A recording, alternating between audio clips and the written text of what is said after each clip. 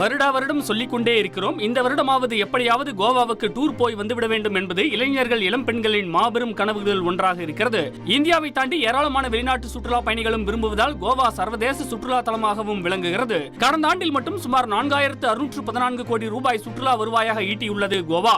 ஆனால் சமீப ஆண்டுகளில் வெளிநாடு மற்றும் உள்நாட்டு சுற்றுலா பயணிகளின் வருகை கணிசமாக குறைந்து வருவது அதிர்ச்சியை ஏற்படுத்தியுள்ளது. ஒரு காலத்தில் பரபரப்பாக காணப்பட்ட கோவா கடற்கரைகள் 2025 புத்தாண்டு விடுமுறையின் போது சுற்றுலா பயணிகள் இன்றி வெறிச்சோடி காணப்படுவதாக பெண் சமூக ஆர்வலர் ஒருவர் வெளியிட்ட எக்ஸ்தல பதிவு தேசிய அளவில் பெரும் விவாதத்தை கிளப்பியுள்ளது.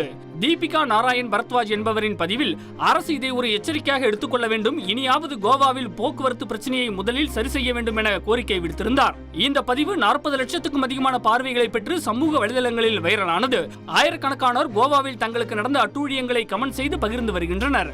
குறிப்பாக கோவாவில் டாக்ஸி ஓட்டுநர்கள் கொள்ளை கட்டணம் வசூலிப்பதே பெரும்பாலானவர்கள் முன்வைக்கும் முதல் குற்றச்சாட்டாக உள்ளது.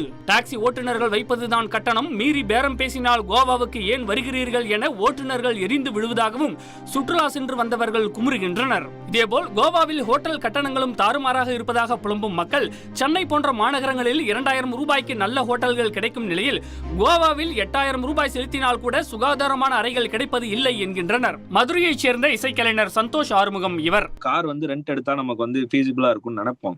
ஆனா கார் ரெண்டோட பிரைஸ் 1500 2500 சொல்லுவாங்க. ஓகே சீப் தானா அப்படின்னு சொல்லிட்டு நீங்க எடுத்தா இன்னைக்கு ஃபெஸ்டிவல் காரணமா ரேட் ஜாஸ்தியா இருக்குன்னு சொல்லிட்டு 4500 கேட்பானுங்க.